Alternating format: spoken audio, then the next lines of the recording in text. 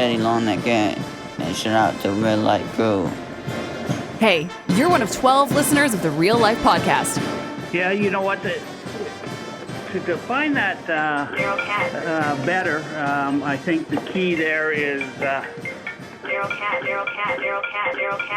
I just lost my train of thought. All right, episode one. Hey. Did you turn off our mics during the intro? You turned off our microphones. You didn't want us talking. Because people need to hear the fucking intro, you guys. If your mics are on, we did one take where your mics were on because I thought you guys knew when the intro was on to not talk, but then all you guys do is talk, and then no one can hear the intro. What are the odds our biggest hater is our producer? Yeah, I think it is. Show. I think it is. It's not hate, it's just they'd be sitting there like hearing a Are you Sal? Is that your burner account? Sal's my burner.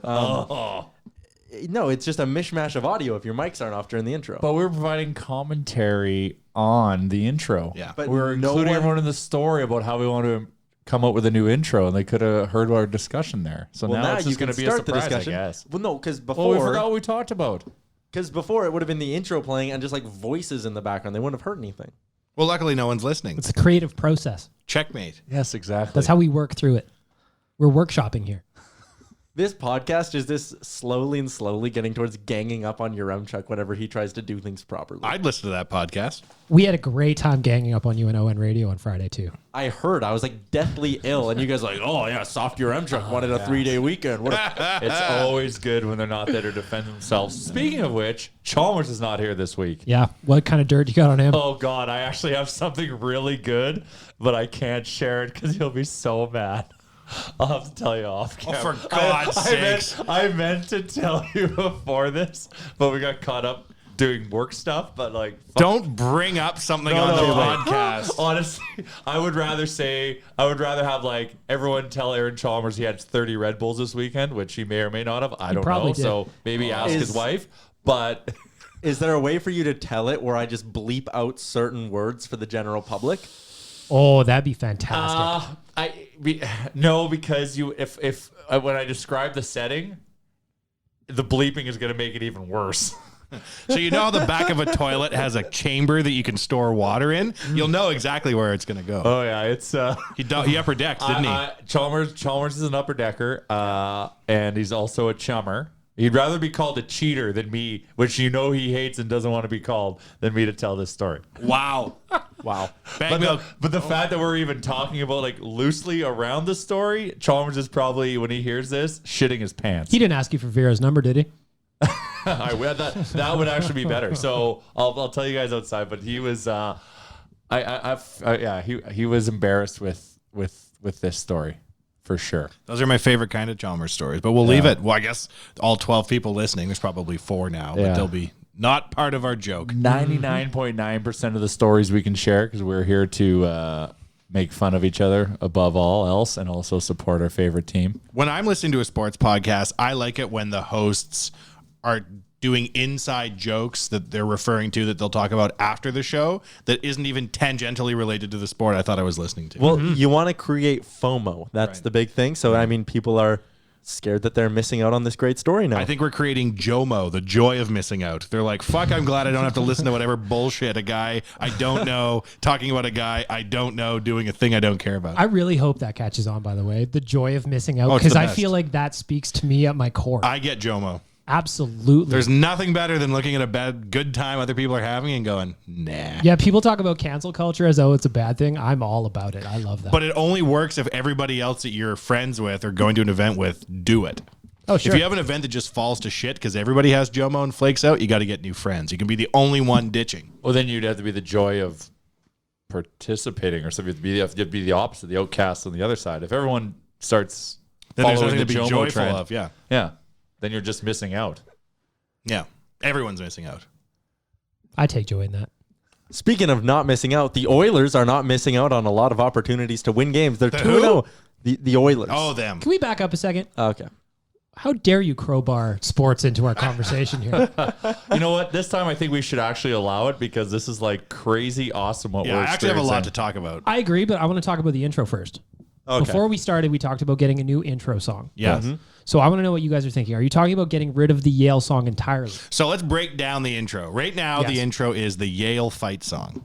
And we thought that was funny because we had an ongoing joke about Chia being an idiot. And he was a Harvard man. Rather than being negative, we would be pro Yale, which that plosive implied means you're anti-Harvard.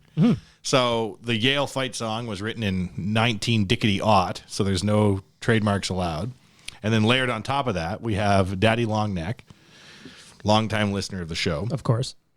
talking about shit that we got done on cameo.com, which is a hilarious website where any D-rate celebrity you can think of will say whatever you want to your aunt on her answering machine for $40. Then we've got confused Bob Nicholson on Gregor's show being asked to define the culture of the Edmonton Oilers. Something as president you'd think he'd have a pretty good handle on. Probably. Then he fumbles. Then his old man phone rings, and he's got it set to explain who's talking to me or I calling didn't me even know mode. that was a setting. You got to set your thing to geriatric, and then the brightness goes up, and then the font size is 90, and then it tells you who you're calling, and also text your kids once a day a message automatically that signs "Love Uncle Bob." In that case, It's wonderful. that's a sign of an old person when they tell you who they are in their text. Guarantee Bob Nicholson has big button phones on That's his so desk. true. I just Hey, it's your mom. Yeah, I know, Mom. You're in my phone as Mom. I know when you text that it's love Mom at the end. Oh, okay, she's signing off. Here's just a random little thing. Matt Dunnigan, you know, the CFL and TSN analyst, he signs all his texts. Ready, set, Matt Dunnigan. wow. Every single one. It's Respect hilarious. that. I worked at a company briefly who had a guy, my boss's his initials spelled were G-O. And so this guy would send out emails, and at the end of every email would say "go" in big letters. I respect that. And one day I was talking to a coworker, and I was like, that guy's a fucking dick. Why does he sign every single email "go"? It's rude. Like, hey, blah, blah, blah, I need this done. Go! And they're like, those are his initials. I was like, I don't think I'm cut out for the work world. Yeah, Bye. but he knows what he's doing. Yeah.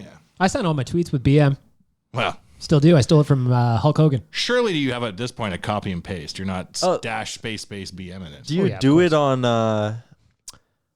your like bagged milk Twitter account too? No. Yeah, you just do it on, I thought you did it on ON so people know it's bagged milk tweeting from it. Yeah. And Yeah, I stole okay. that from Hulk Hogan because he signs all of them with HH. Yeah, I love it. makes sense. Of course. Back So to the intro.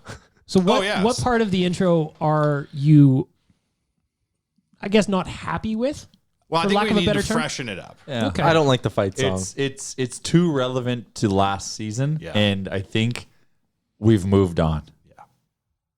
We Well, have stability. We haven't got a new president.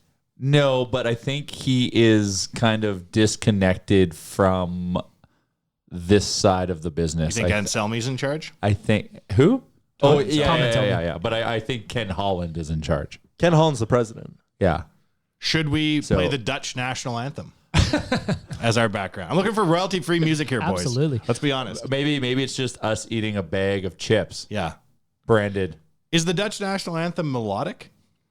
Was it nice? You have to assume it's nice. They wrote it years ago. It's Oh, been absolutely. Wasn't Beethoven Dutch? Probably something over the hills. You might have windmills, been involved. I know Van Gogh was Dutch. Couldn't sing a note. clog percussion. Yeah. Yeah, it's very woody. Yeah. Let's ditch Daddy Longneck, but let's get somebody equally strange.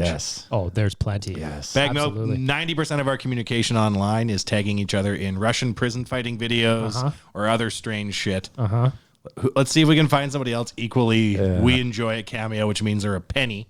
Absolutely. Do you Because guys- the people that we want are not going to be the big hitters on Cameo. God, no. Or maybe they are, depending on how you look at it. You can Like, get a Riff Raff for $75. He's not bad.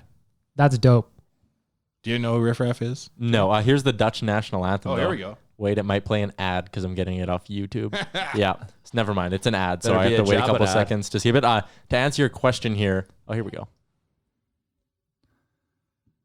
Oh, maybe. Soup Nazi It's- charging $60. That's bold. It's quieter than I thought it would be. So the he doesn't anthem. have one of those voices though. What about No. Bob Maneri? Bob Menery, yeah, he's good. $200. This sounds like I'm very at churchy. Festival of Trees Ooh. or the Singing Christmas Tree Nice. or whatever it is. That is nice. Yeah. Yeah, we've got but I think obviously we've got our structure Do to you like the idea of the national anthem of Holland? potentially. Yeah. I don't think I think Me? it's No. No? Well, that's a strange. What do you like, young millennial? Yeah. Being mad. Well, I think let's let the listeners have some input here. Let's hear what they say. If they want the Dutch national anthem, then I'm all for it. I I'm all believe the about four of pleasing the us listeners. outnumber the listeners. Yeah, I was going to say, when the people around the table outnumber the listeners of the show, we call all shots. Yeah, I think, we're the listeners now at that point. I would also like to have like maybe some mashups of some different quotes in there as well. Like we have Bob Nicholson, we obviously had the cameo, but maybe like mixing in some positivity going forward into the season, new day. Maybe Like some, Adam Larson saying all the negativity's out of the room. Yes. something like that. Maybe Chalmers saying something absurd. Things like that thrown in there. Fuck, we should go. This would take way too long. Don't So worry. I sent 2 comments to both of your Insta and Twitter posts saying the theme of the season or reaction to the season thus far in 5 words. Yeah. Your reaction to the first 2 games in 5 words. Yeah, so mine are both the same but also different because I'm using different words. Okay. The culture change is real. The Luch effect is real and culture change is upon us. Both meaning the exact same goddamn thing. Would you be interested in Whoa Vicky for $30? That's it. $30. 30 bones for Whoa Vicky. Fuck. Yeah, that's good. I should get her featured on my new album coming out this Absolutely. Christmas. Of course. Yeah. You got That's that. it. You've been working on that mixtape. Oh, I'm thinking of Danielle Bergoli. Wait a minute. Miss Vicky's the off-brand Cash Me Outside girl. Yeah. Yeah. That's $30. 30 bones? Absolutely. Yeah. Okay. Well, I think we've got kind of a framework going here, and let's surprise everyone. Boy, really, Daddy Longneck mailed that in, though, didn't he? Or did he? Wow. Or didn't he? Like it's good regardless. Wayne pronounced Wayne. Remember? Wayne. But that's good. How much for Daddy Longneck's dad to voice the intro? Oh, Isn't there another guy named Wideneck? Oh, yeah, but he went Yeah, back why to He's jail. in jail. Yeah. He's Oh, tough to get a really? hold of Yeah. right now. We're They going were- to have to boost him if we get some quotes from him. Yeah. They put a song out. Long neck and wide neck. Yeah, I've heard that. It's fantastic. We Up Next? Was that what it's Yeah, it's called? up next. Next. Ah, that's gold. I never knew Boy, who the that world is was. fucked. I never knew who that was. Saw you guys joking about it one day. Went down the rabbit hole of Daddy Longnecks and Wideneck for like 15 minutes and never went back. That dude's got 2 million followers on Instagram right Daddy Longneck? now. Yeah, Yeah. He's the authority here. His dad is a certified clout chaser. absolutely. I just love how he just, like, on his birthday, on Daddy Longneck's birthday, just all the family shots that were going up on Papa Longneck's page, the best. That's what Instagram's about. Yeah. I don't care what your lunch looks like, Tyler. I want to know about the Longneck family. My golden age on social media was following celebrity parents. I was into it. And Beyonce's mom, God bless. I'm all about the beehive, but I had to unfollow mom. How come? Too much. Too many shots with new Beyonce dad. Oh, They're everywhere. They're in the Virgin Islands. They're in the Maldives. I didn't care. I wanted baby shots of Beyonce. But Beyonce, every time Mama Beyonce put anything about Beyonce on, it turned up. You can get Wideneck on Cameo for 30 bones, although I don't know how long it takes him to respond to emails these days. We should get I know Jeremy Roenick. Jesus Christ. Jeremy Roenick is on there. I don't know if I can say that. Swears. JC. You could get Jeremy Roenick for $150 to say, I'm Jeremy Roenick, and I officially think the Oilers are better than I ever was. Oh, that'd be fantastic. Oh, that's great. Oh, man. How about Jesus Christ for $25? Wow, can you get him for JC? that? Absolutely. I wonder He's a how much happy-looking Ronick fella. would charge to just join the podcast. Well, $150 for 20 seconds of his time. Yeah, okay. So, maybe we can do a GoFundMe and get about 40 seconds of his time. That's all you need, really.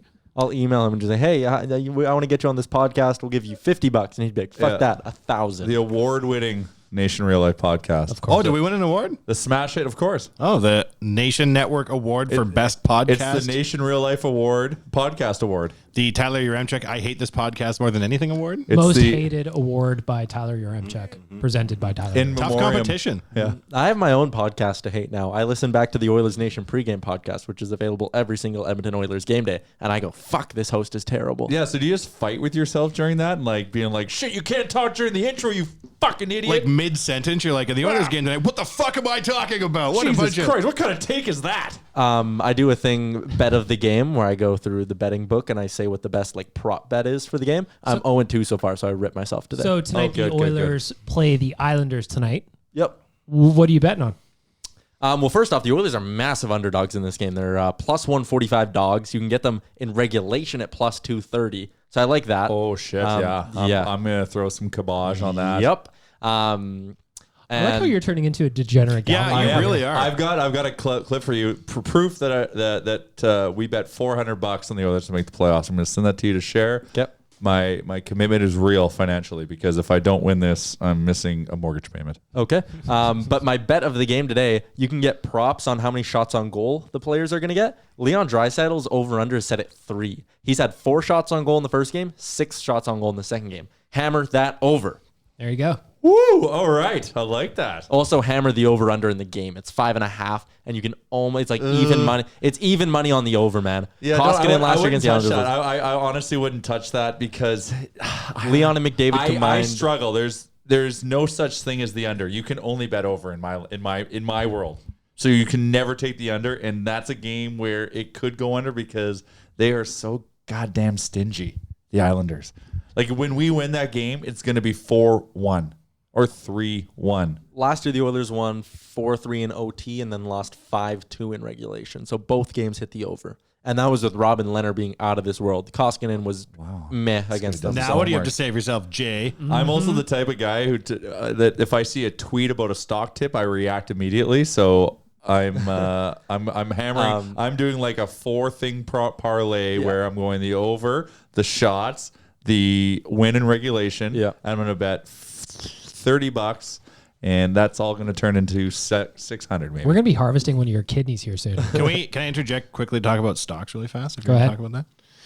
The sharing economy, like Uber and Lyft and that WeWork, does not equate well in the public markets. No. They hate the sharing economy. Well, they hate the sharing economy because the sharing economy doesn't make any money. In the stock market, the street needs to see profits. Uber and Lyft are at like 40% down since they IPO'd. Yeah, Pissing money away to bring me my salad at night. And Uber's their IPO stocks unlock on the 6th of November as well, so it's probably going to drop a little bit more. What does that mean? Like employees can unload? So all the people that bought the IPO were locked in for that 6 months, and that lifts on November 6th. So it's probably going to drop significantly with all those people dump shares.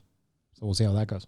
You got to short that shit bag milk. Yeah, man. Got to buy them put options. Or buy on the 7th after everybody's dumped shares on the 6th. No, buy put options. They bet go the down. under. Bet the under. we should do a stock market segment. We are. I think it's illegal. Is it actually? Promoting. Well, I stocks think for you can sale? talk about what you personally did, but not try to push other people to do the same thing. I think you can be like, well, I bought a bunch of Disney stock because Disney Plus is coming out and all of the Disney content contracts with like Netflix and whatnot are about to expire. So the only place to consume Disney content is going to be on Disney Plus. Therefore, Disney is going to hopefully go up a lot, in my opinion. So I made a bet on that. Allegedly, in my opinion. Well, if you they're guys are gonna going to give make betting 5 advice and stock advice, I'm just straight up starting a Ponzi. Absolutely. So you send me your money, Yep. and I will send you a certificate. Yeah, no. 5 of you send me $100. Yeah. I'm going to pay 2 of you your money back immediately. If you Then become a go sales tell agent. 5 friends. Yes, exactly. It's not a pyramid. It's a line of prosperity. It's a a triangle funnel. of prosperity. yeah. It's a sales funnel, Exactly. inverted, 100%. with the winner at the top. Well, talking about hot stocks, and I'm going to bring it back to hockey. Yeah. Is and it's even connected to business in his name. The real deal, James Neal. That guy's a hot stock. Right now, yeah. He's got a net front presence that Milan Lucic did not have. He's closing, baby. Closing deals. This motherfucker could explode this year. I hope so. He has no pressure. Nah. He's probably the highest paid Oiler to have no pressure ever. Yeah, and that's what Lucic is saying he has in Calgary. It's true. Now the pressure, I don't get that. Now Because the they've pressure's off already me. flopped, Yeah. and they still have term on their contract. Yep. So now that's why people trade headaches for headaches, Yeah. hoping that the pressure is off and they reset. I am very glad to get rid of our headache. Oh, geez. We just traded a migraine in for like an orgasm. Like that's how polar opposite. Might want to mark that down. You're about as funny as we're gonna get today. But like that, like literally, we went from like this guy is here producing. Obviously, Tippett in his press conference yesterday said he's well liked in the room. Fantastic. Once again, culture change is upon us. Hell yeah. The first 20 minutes of this podcast have been, quite frankly, all over the place, but maybe we'll get into more Oilers talk after we hear from the fine folks at Japa. Have you got holes to dig, earth to pack, and roads to build? Then you need to call Japa Machinery Group. Does your equipment need a service? You can't fix stupid, but here at Japa Machinery Group, we can fix everything else. With a full range of parts to keep your equipment running smoothly. Japa Machinery Group is a family-operated and Alberta-grown business. Here to help build a bigger and better Western Canada. Give us a call or visit us at japamachinery.com. Japa Machinery Group. Join the family. Welcome back. Our mics off. You turned the mics off. I was even being silent. Yeah, you guys were being like dead quiet, and I was like, I'm just not even going to tell them that I turned their mics off for that commercial. You could have been talking that whole time. Welcome back, episode 142 of Nation Real Life. No Chalmers, Bag Milk, Wanye, Jay. I'm Tyler Yaremchuk. I'm going to show Japa real quick. I'm being reunited with my defensive partner, Sean Green from Japa, this evening in our men's league match, and I'm very excited because just like Japa, he's a hardworking, reliable dude, and I need that because I'm a liability. You know it's not a liability? Japa's pens. They're wonderful. Marin I don't have any. Well, that's all right. You weren't nice enough to Marin at the golf tournament, were you? I was nice to all of them. I had a great time golfing with them, even though I was terrible. Mm-hmm. Yeah, they didn't enjoy golfing with you. I know. We did a debrief. I'm not even surprised at that news. You hear that? Oh, yes. Neal damn near had a hat trick, man. Yeah. And like if he would have got selfish with the empty net. Yeah. Let's talk about that play at the end. God damn it, Connor. I get it. You are such a team first guy, but in a fucking wild roller coaster game, just shoot that on net. Like, look at what happened. Yeah. Or Neal could have shot it on net too when he got it. Like, he had it on his back end. He probably could have just flipped it towards the net at least. Do you know how hard I would have been flexing on my boast that he's going to get an October hat trick if he would have closed that out on Saturday? Yeah. I would have been insufferable. He looks good, man. I think that I hate to give any credence to the if Toby Reeder had scored, we would have made the playoff bullshit. But I do think that he's going to easily eclipse anything Luch can put up. I bet you Luch won't have a 2-goal game in his career remaining. So far, have both Haas and Nygaard scored? No, it was Haas the now. Euro Showtime goal where Haas made the play, passed it to Nygaard. Okay. So they're already making these scratch tickets already making an impact. Yeah, they certainly made an impact against LA. We're 2 games in. I mean, Haas played 2 minutes against Vancouver, but against LA, take the goal out of it. I thought him and Nygaard were really, really good. Yeah. There was a brief moment, too, where the line was 91, 92, 93. Yeah, that's cool. That was pretty cool. I just felt in that whole game, there's a couple times I was like, shit, what the fuck is happening? Like, we know with Smith's puck playing, there's going to be the odd blunder. Unfortunately, the timing was 2 blunders back to back that put us behind the 8 ball early in the game. But like with how the Oilers were playing, you just always knew they were going to stay in the mix and make the comeback. Like you just felt the energy. I was really, really confident watching that game that like just from Connor scoring that first shift and the way they seemed to be playing before that first Smith gaff, I was like, you know what? They're going to overcome these. Yeah. It was oddly confident. Like they are playing. My 5 words on the first 2 games was they're barely beating bad teams. But that win against LA, I thought they actually were very impressive. Yeah, totally. Like, and Smith got his shit together after the first period there, and kind of held it in for the guys, and they just kept bringing it. It was like I was with my family in Moose Jaw watching the game, and like catching up with them and whatever. And there was twice they had me out of my sofa, jumping up and down, doing fist pumps. And my poor Uncle Gary, just like, I didn't know people did this to sport, reacted like this to sports. Gary, what the fuck do you think we do for a living? I know. Well, it's Uncle Gary's on like three coffee dates with his boys a day type scenario, and really, really pumped about his new electric bike. Let me tell you. Anyways, that's a conversation for another time. But God, that game was just so entertaining. Like it must have been amazing. You were at it, Yeah, Wanye. it was great. It must have been amazing. The building must have been electric. Building was getting good. Yeah, for sure. Had a lot more zip to it. Mike Smith needs to stay the fucking net. Not all the time. No. He just needs to spit Both of the first 2 goals were because he went for a skate, and the book on him, like Koskinen, shoot high, it's basically going to go in. But you wouldn't have said that after the first game. His puck play in the first game was amazing. I said it to plug my pregame podcast again. I said on the pregame podcast, I said he makes me nervous. Yeah, me too. I wasn't overly impressed with his game against I liked Vancouver because like I like the coming out, pushing the pace, all that. He needs to pick his spots a little bit better. That I agree with. Like you can't go on a 50-50 puck if you're a goalie. Yeah. Both of the first 2 goals were as a result of him leaving their net. Oh, Yeah, 100%. yeah. But that's a blunder. But like when he goes and plays a puck and gets it out of the zone, and the defenseman doesn't have to go and chase it and take a hit to try to make a play. When he's doing that, like, he just needs to pick his spots. It's funny we when talked to Ryan Pike from Flames Nation. We previewed the season, how the Flames are going to do, blah, blah, blah. But we asked Ryan about Mike Smith, and his comment, Tyler, if you remember, was you kind of live by the sword, die by the sword with his puck movement. There's going to be nights where he looks very good and makes the kind of plays that make you go, wow, kind of like against Vancouver, where there's other nights where you're going to scream your lungs out at your TV, which I did a couple of times against the Kings.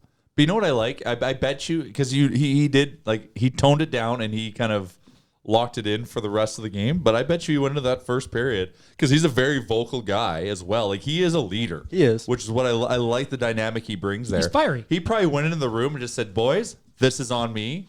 Now, I'm going to be I've got your back now, so you go do your thing and I'll do my thing.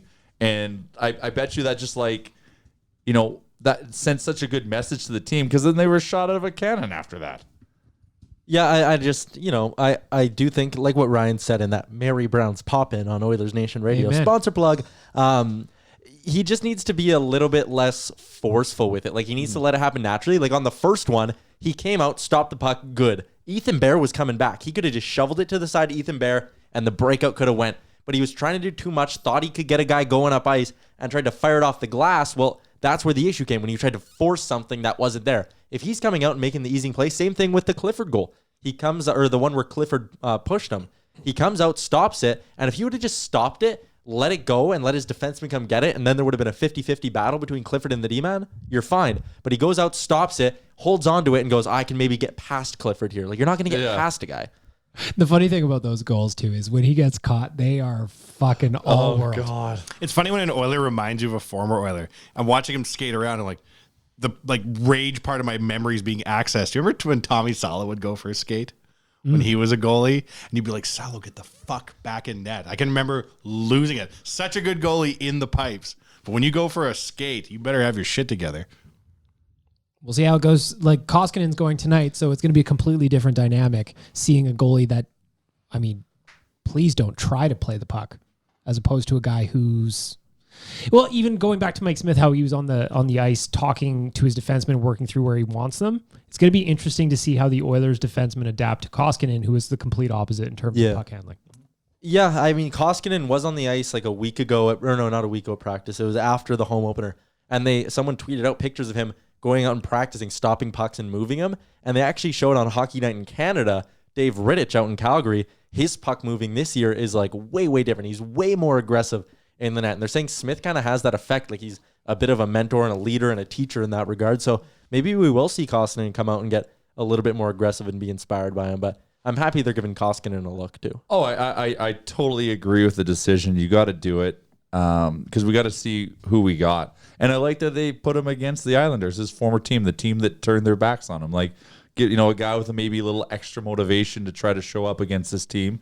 I think the timing of his first start is perfect. Wouldn't it be great to know how much money he threw up on the board for a game like today?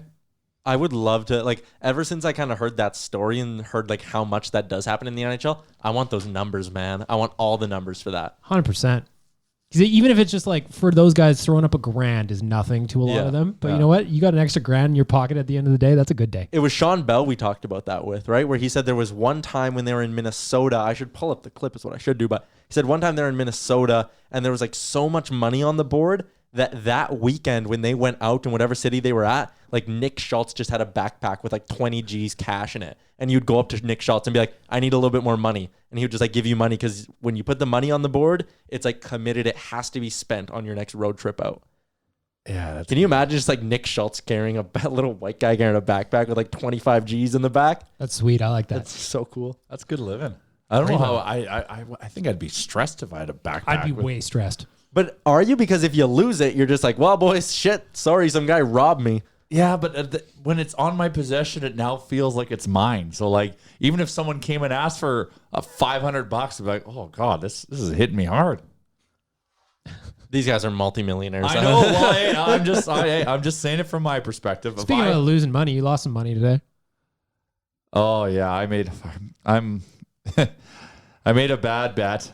on the Browns yesterday with our boy Nicholas Good. Niklaus. Niklaus. Good. Lost $20 to him. But if I would have won, he would have owed me 30. Oh, he gave you odds. I gave him a deal because I'm saying if people want to make bets with me, and they have to pay the stupid tax if they're trying to bet me trying to bet on the favorite. Like, I'm not dumb. Like, Jay, I know you love the Browns. Let's bet. Like, my team's 5-point favorites. Like, no, that's fine. You got to pay the tax to do that. Should I win? Now, the odds people were right. And the favorite one, and Niners I lost money. the Niners didn't win. The Niners fucking rolled them. Well, I'll tell you what the Niners did, and my boy Matt Breida did, is he gave me enough money to beat Yaremchuk in fantasy this week in Nation Real Life. Yaremchuk, he's so young. Yeah. Isn't he so young? What are the stakes of this bet? I will tell you what was happening. I was 60 points or 61 points back from Yaremchuk with the Monday Nighter to play. He had no one going. It was done. I had 5 players, and the granted Cleveland D going. They had to get 61 points. Like, it's a foregone conclusion I'm gonna win. And he's in our little group chat trying to swing a big dick, saying he's got this in the bag. So I said, okay, let's have a wager. So we have a wager. There's going to be a bet of embarrassment. Instead of doing funds, we wanted to create some content around the show. So I need to pick some sort of attire for Tyler to wear, and we're going to do a donair date together. And I don't even like donairs. And that's I found that to be the most shocking part of this. Shocking. So you're clearly not born in Edmonton. No. Okay, perfect. Makes sense. Can you just give me a quick run through why you don't like donairs? I find this shocking. What's not soggy to like? And I don't know. Like if I'm, because to me they're like a drunk food, right?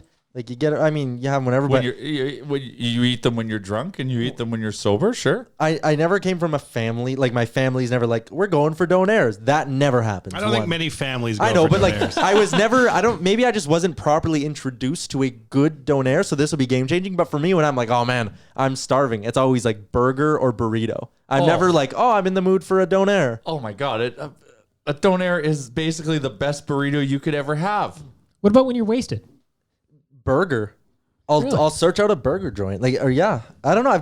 To me, I was never like introduced to the donairs. Yeah, I if you had never a crew that was constantly going for Yeah. donairs, you'd be like, all right. Well, But to me, it was always just like when it comes time to eat whatever I want, it's like, oh man, I want a burger. I want so not a I donair. can identify with a little bit of your story in the sense of I didn't have my first donair till I was 18. And I grew up near one of like a very good donair place where a lot of people I knew ate donairs, but for some reason it never showed up on my radar. It wasn't until You're too busy rocking $5 bukas and pastas at Center High. No, it was we would go to the Phase 1 food court at West Edmonton Mall when I went to Jasper Place High School, and I would spend $5 on pasta deli Pasta deli or with a drink. they had the student special, pasta, salad, drink, $5. Unbelievable. Whoa. Yeah, great deal. So you just flood there. So you make friends with someone who has a car, and then you go in their car, and then they take you to the Phase 1 food court. Sorry, Phase 3 food court. So in grade 10, grade 10ers went to Phase 1, and all the cool kids in grade 12s went to Phase 3. You went to Phase 3 right off the hop, right? No. I Oh, was a Phase 1er. Wow. I was a Phase 1er. I had to go through my period of ascension. But man, did it feel good hopping in a car, making it to the Phase 3, that first drive to Phase 3 food court. But anyways, back to donairs. It wasn't until I was working at Safeway, and the big thing at Safeway is once I got long enough. So when I first started there, and I've said this before, I only got 1 6-hour shift a week. Once I kind of made it to the Phase 3 level of Safewaydom, where I was working 8-hour shifts, and I'd get a 30-minute lunch, which Time to do damage. thought it was fucking crazy. So now I'm hanging with the produce guys, the Dusty Nielsen's, if you will, course.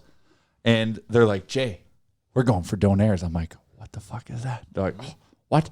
Okay, we're going. So I get in their car. This is all great. I'm with the guys that are making $16 an hour. The heroes. I'm making $6.90. I'm like, I can't wait to tell everyone, like all my friends, that I'm doing this. And then we go for donairs, and I hate this. And I'm like, I can't believe this is the first time I had one. Like, I was blown away with how good it was. So what I'm shocked with you is, yeah, I get maybe you didn't grow up with donairs, but when you actually went and had a donair, you weren't mind blown. No, I had one in high. I'm not going to name the shop. There's one in St. Albert by my school. And I remember just like kind of eating a chunk of it and just being like, oh, this ain't the best. And then I just never was like intrigued to go back. So Well, I don't know. This makes you losing the bet even more enjoyable for Yeah, me. absolutely. So now you have to eat something you don't like, and we're not going regular. We're going jumbo D's. So get ready for that. And you have to eat the whole thing. Yep. And you have to dress up in something that I've selected. This is all going to be recorded, and you have to say some very kind words about my prowess at fantasy. I find it interesting that Tyler is anti-fun and flavored. I'm anti a lot of things. Interesting. Well, that's fantasy football for you. You do silly bets, and but you know what? I'm gonna respect the fact you've admitted you lost, and you're gonna pay your debt. Yep, we are. We're gonna pay up on this one. So Stay tuned. Speaking of paying up, if you're listening to this right now, I need you to go ahead and tweet at Jason Greger that he owes me $20. And if you're on Instagram, go to Jason W. Greger and leave a comment that he owes me $20. This is now going on 2 weeks with no payment.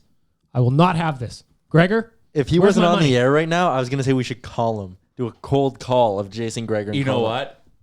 That guy will sometimes answer his phone when he's on the air. So I'm fully aware of that.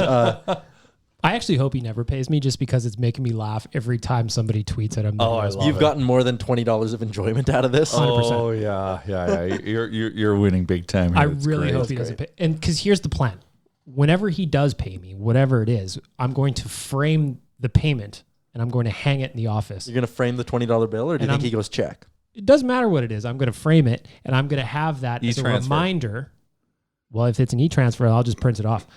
I'll have that as a reminder of when I was right and Greger was wrong. If he sends you a check, tell him you need to have it endorsed at the bank before he'll accept it. Where you go and the bank's like, we certify this will not bounce. Be like, I can't accept this unless it's endorsed in the back. Exactly. It might cost you $20 to do that. But I don't care, Gregor. All of a sudden, this is like a whole ordeal for Greger, and you're spending more than $20 to like frame the thing. I don't care. Because you know what? Bragging rights for life of being right and Greger was wrong means more to me than $20. Whenever you have super serious nation meetings with him, like bring it and like put it on the table. 100%. If you get a Neal hat trick and you got that, your October has been fine and dandy. October, on more like fire. rock hard Tober. More like Cocktober. Oh, I'm telling you, ever since I bought my third jersey, the Neal third jersey, he's been pretty good. And it looks sharp when you wore it to the HQ the other day. Can you buy a Koskinen glove hand? Oh yes, I'm gonna rename my baseball glove Koskinen, and I'm just gonna play catch with myself and catch everything. It's got to be scary to be Koskinen being like, I had it good. I was in the KHL. I was making briefcases full of money covered in blood.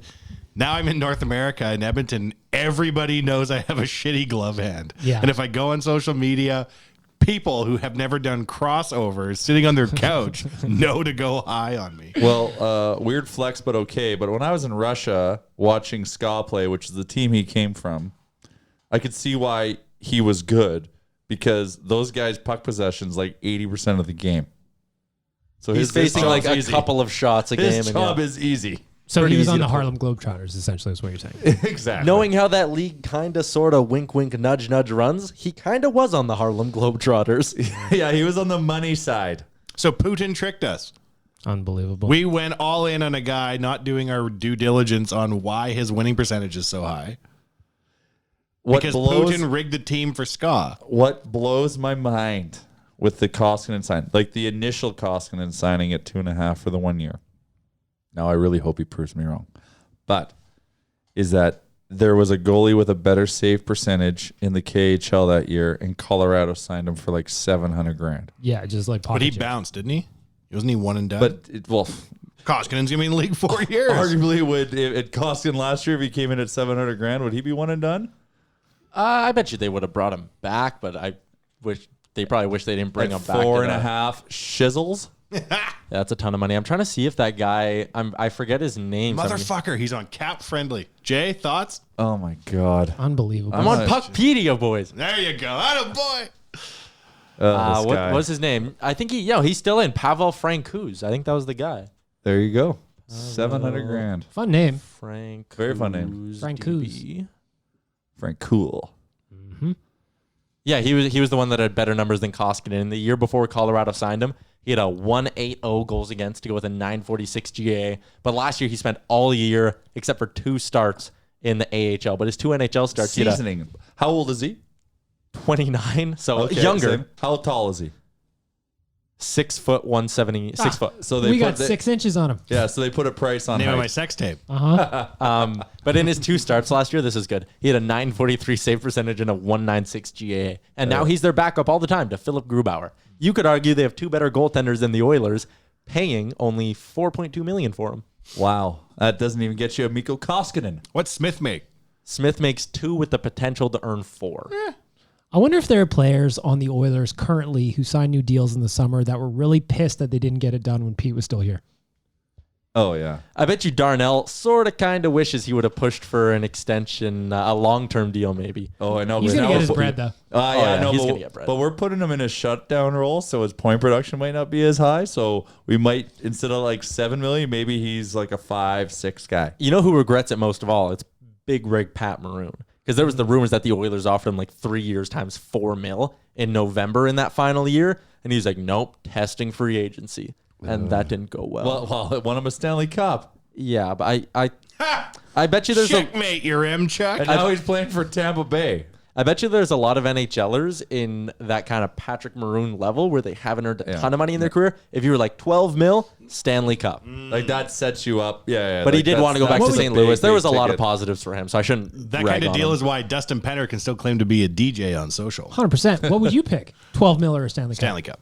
Really? Yeah. Oh, man. Well, you got to go into the That's a scenario. tough Let's one. say It you're... depends. If you're a character, maybe you can monetize the Stanley Cup win to a decent degree. Not a 12 schmil. Like if I was 32 years old with career earnings after playing in the A and all that of like $5 million, and you were like, all right, you can get a 3-year deal that's going to pay you 12 mil, or you can go cup chasing for 3 years and only make 3 Yeah, mil. no, you take the 12 mil. I'm taking 12 mil, man. Yeah. And win a cup with the Oilers. Yeah. There's no sum of money I would trade for an Oilers Stanley Cup win. Really? Okay. No. If I sat here right now, Okay, a let's do this. briefcase with $25,000? $150,000 or an Oilers Cup win this year. Oh, fuck. Oh, buddy. Oh, no. but that's Come different. on. No, I've never played, I've never Jesus. done a 50-50, and I don't play the lotto because the game that I'm in, if I won a bunch of money, it would be a disincentive to continue to be an entrepreneur.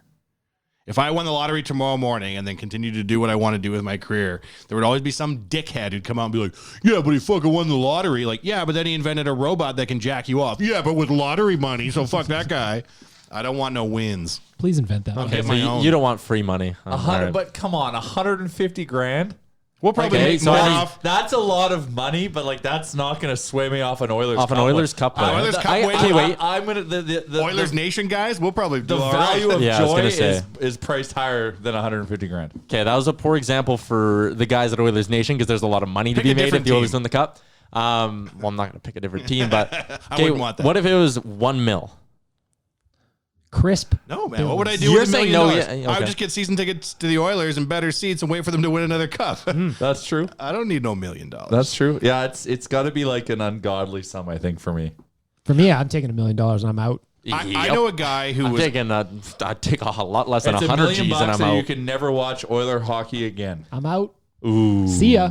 Oh, my life would honestly be pretty. you'd bounce for $1 million. Yeah, man. I'd bounce for a mil. I am disappearing in the hills of Southeast Asia. With $1 and million? You are Oh, never yeah. seeing me again. Yeah, you go that way. Fare thee well. Well, fair enough. Where's Bag Milk? Oh, he's a ghost now. He's long gone now. It's always good when you go to Asian countries and you check your bank balance when you don't have much money, but it makes it seem like you got all the money. Imagine when it's $1 million. Yeah. Like if we're talking That's a lot about of $1 million dong. USD, I am out. If I was an What about CAD? I am out. Okay. If I was an NHL player, I think the hardest thing to do is transition out at the end, right? Because like all of a sudden your buddies in the show aren't texting you and you have nowhere to go and nowhere to be. I'd do the move where you just like move somewhere really random where no one gives a flying fuck who you are, but not because you used to be in the NHL and now you're not. It's just like you're not there. Yeah. Disappear for 4 years. Go and do an undergrad degree if you got the sense for it, right? But like get the fuck out of a hockey market and just hang out there. I wish I could remember who wrote the article I was reading yesterday. It was talking about how in, say, 15, 20 years from now, that privacy is going to be the new celebrity. Oh, it's going to flip. Yeah, So like never having your face shown on social media will be like really, really valuable. exactly. So if like your you government really name. if you like really don't want your face on social media, then all of a sudden it just starts like half appearing and like your chin is all of a sudden on Insta. You won't want that shit. I'm in the future. screenshotting all of those so I can build up an image of you. One and eye low, piece one it eye together. high. And like a Picasso. Bag Milk will leak his face here and there, his government face. Well, it's single milk. Used to come attached. Now it's not. Yeah, man, you got to get out in these streets, you know? Yeah. 100%. Got to monetize the Gotta platform. flex a little bit. I'm a face whore. I'll put my face on anything. Yeah. No, I'm going the other way. Just a little taste. I believe it, man. Oh, Privacy. Because I've had people send me photos and be like, "Is this what bagged milk looks like?" And I'm like, I don't know. My favorite one, and I've told it on this podcast before, is when I was at the playoff game a couple years ago, and I was shitbag wasted, and I was walking around the concourse handing out Nation stickers and just talking to anybody I could see with Oilers Nation gear on, which there were plenty. And I talked to this one guy. He was decked out head to toe. He had a hoodie on, a hat. I was like, I'm gonna go talk to that guy. And I was like, hey, thanks for the support, man. I'm Bag Milk on the website. Cool to meet you. See you later. He takes a picture of me as I'm walking away and DMs it to me on Twitter. And like, he says, hey man, just so you know, this drunk asshole is walking around Rogers Place pretending to be you right now. I was like, no, sir. Well, I am that drunk asshole. There was that one time we heard reports of Wanye being out at the bar buying everyone, but he was buying everyone drinks, And then comped it. or was he getting drinks? No, he had a tab going at the pint, said he was Wanye, was buying people drinks and getting free drinks, then got the end and was like, I'm not paying. I respect it. I've had one where Bag Milk was there, allegedly, trying to comp drinks. But the unfortunate part is Rick knows who I am. Yeah. So it didn't fly. But did you know who you are? Not inside, no. I'm pointing at his heart, everyone. Are you gonna tell the story of you getting recognized the other day based off your voice? Yeah. Oh, well, yeah, that's alarming. That's wild, man. So Surveyor Brett, who's our boy. Doing the Lord's work. He's Lachansky. He's our de facto judge on all matters. Yeah. Nation Real Life. So we started out, we knew each other because he said something, and then I got snarky with him, and then he got snarky with me, and then I got super snarky with him. Then I looked into him, realized he was a referee, made fun of that for a while. Great rec league ref. But he's actually a good dude. Great Anyways, dude. Go down the Umperville block, shout out to Riverdale, looking at our new building being built, standing there yammering away, and the EPCOR guy walks up to me, he's like, hey, are you that guy? And I'm like, no, sir. And he's like, wait a minute, you are that guy. You're the guy from the Real Life podcast. And we had a chat. I don't want, like, he's a great guy, super cool, but, like, I don't know, man. It had happened to me at the arena already once this year, too. I was yelling in line as somebody tapped me on the shoulder. That happened to me in a rental car once. Go on. I had to just drop off my vehicle for service, so they flipped me in a rental car for a couple of days. So I was doing the thing where I was driving to the rental place to fill out the paperwork or whatever. And the guy beside me, we're just shooting the shit, talking to others or whatever. He's like, by any chance, are you on a podcast? Yes. Do you work at Oilers Nation? Yes.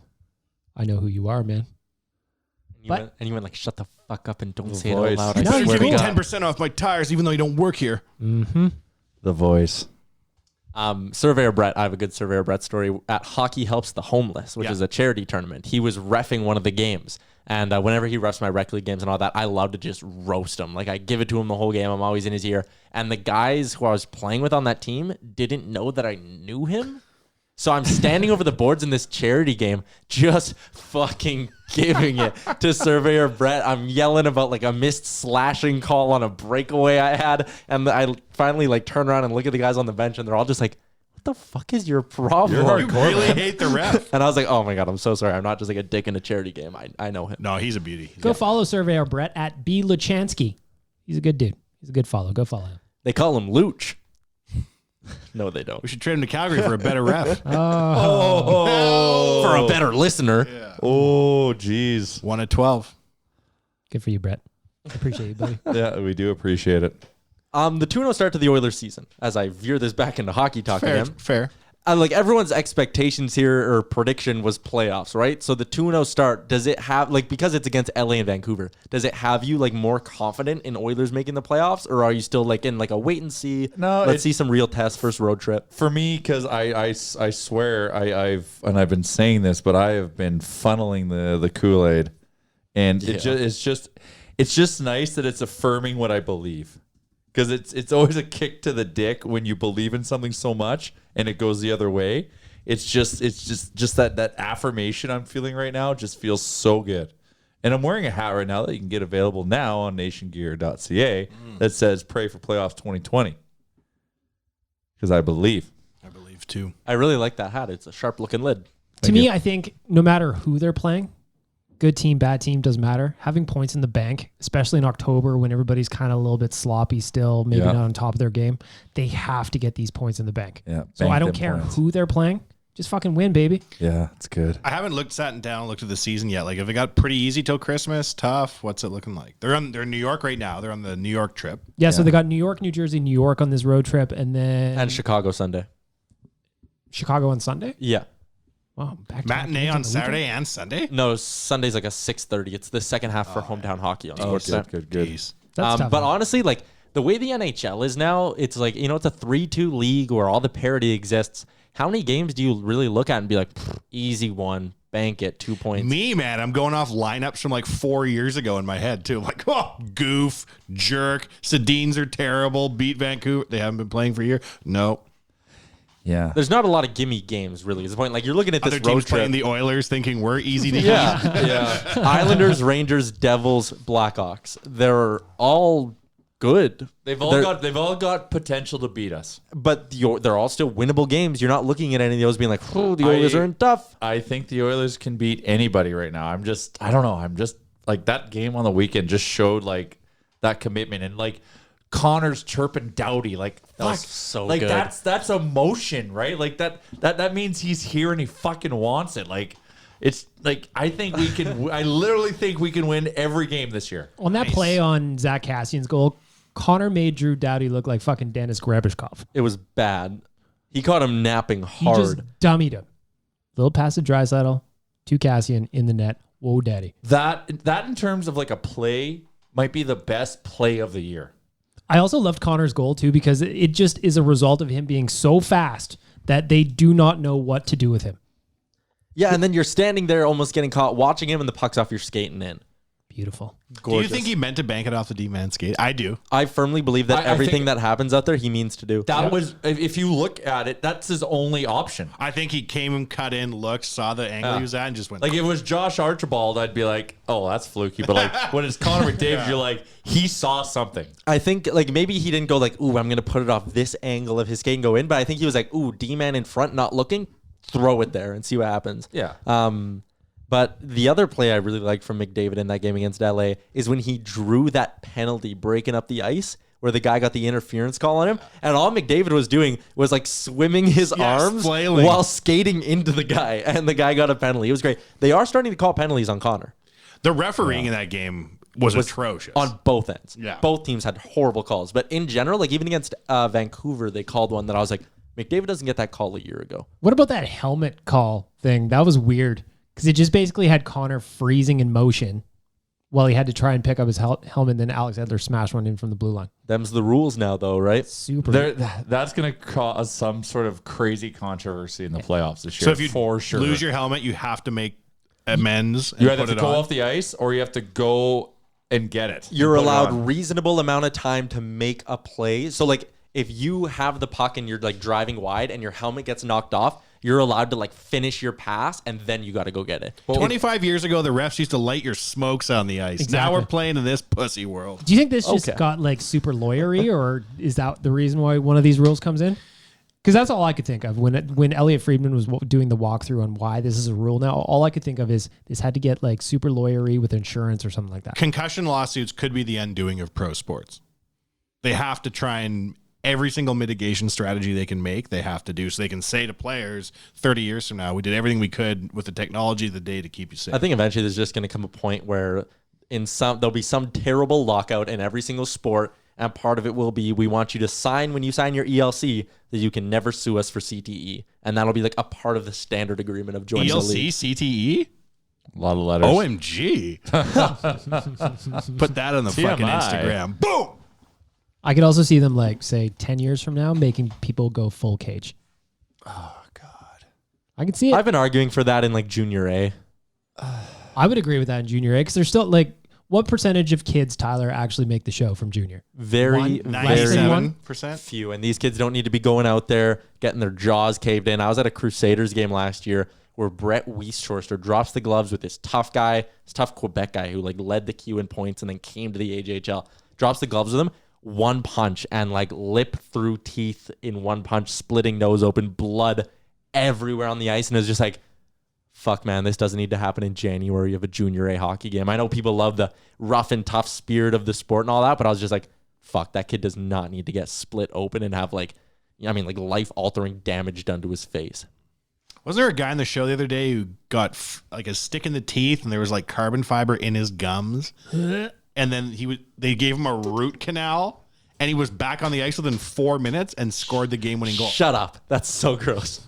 I think a guy from Jersey. I think we know how to trigger your M-Chuck here. There is nothing, like, as far as things that gross me out and, like, make my skin crawl, teeth. Like, talk about teeth and, like, people losing teeth. This motherfucker is like, complicated. Oh, man. I don't know what it is, but I'm just, like, super grossed out by anything with, like, teeth in general. Oh, then you should love donairs. They're so soft and easy. I should. Yeah. Like a couple months ago, my girlfriend had like a really bad dental problem where like they had to drain stuff from teeth, and I wouldn't let her talk to me about it. I was like, you're not allowed to speak about this when we are together. I know you're going to the dentist. That's it. Must be a real treat being Mrs. Your M-Chuck. Bag milk, what are you scared of irrationally? I used to be scared of moths, actually. Moths? Yeah. And then I went to Asia, and there are fucking pterodactyls coming at you, so you just kind of got to get over it. Going to Asia toughened me up a lot because I was like, well, I can be scared 24 hours a day, or I can pee with a tarantula staring at me. Absolutely. Jay, what are you scared of? You know what I'm scared of? Going to register my fucking car because I had to go do that today and got surprised with $460. Would you bring the bill to the show? I had written notes on it, but I had it memorized. That's what I'm scared of. $460 in tickets? A nice RCMP guy in Saskatchewan reminded me my plates were unregistered, which I didn't know was the case. And so I went to register my car today and had all these unpaid fines. On the bright side, you probably filled a couple of potholes single-handedly.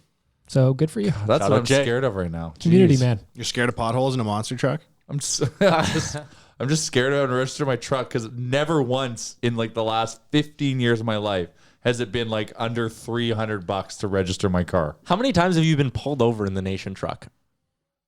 Like a handful? Like it's happened enough times? No, well, once. Just happened to me on Sunday. Did he say something? No, it was an RCMP guy who pulled me over for unregistered plates. But was he like, whoa, cool truck? No, I was in Ryderville. I don't know if he got it. Nah. But he was nice. Of course he was. Sasky guy. But no, I haven't had a cop pull me over in the Nation truck yet. I've been driving with unregistered plates. Maybe it's gotten me off a lot of tickets. It's because all the provincial registries no longer mail you out a reminder. And they don't send you out your registration like they used to. So you'd be like, oh, my registration. So everybody involved has just copped so much shit from motorists being like, I had no idea. I think they've just sort of been like trained to just be like, give them their ticket and tell them it's okay. Oh. Well, in Saskatchewan, the fine is $590 for an unregistered vehicle. Mm-hmm. So, but the nice cop said, if you call in and be nice, I can't guarantee you anything, but they'll reduce it. And did they? I don't know. I have to call. I just got the ticket. Wow. It didn't appear on this one. It would have been $1,000 registration. For the 8 other people or however many fucking people listen to this podcast. Lower. Go out and check your plates. Double check it all right now. That's our PSA to everyone else. We're making people better. I don't know what letter of the last name it is, but just check it out. Because it fucking sucks. That's very fucking helpful. Also, always flush a condom. Never throw it out. Really? They could dig it back out. Gotta flush that shit. You're in check. No. Don't flush it. Do flush it. I thought when I remember when you guys got the Epcot too. Flush it. You flush it. No. Yes. What? Isn't that bad for your plumbing? I thought Epcor said like that was one of the big things that gets like fuck Epcor. They're not a sponsor, are they? I don't think so. Fuck them. I'm you an gotta MX man myself. You throw a condom out in a waste basket. That shit could be fished out, and you could be a dad. I'm gonna go ahead and suggest. Yeah. If we're burn it. If we're playing, okay. Burn all your sperm, and then there's no coming back from that. Have you or seen, like throw it off a balcony. Someone could catch it. A bird. You never know. A bird could fly away, drop it in a park. Next thing you know, you got park babies. Have you seen that new Captain Obvious ad? Where it's these two like moms that are looking on Instagram and they see this girl like living her best life in Vegas and they're like, oh, why can't I be like her? And he's like, condoms. I'm like, that is clever.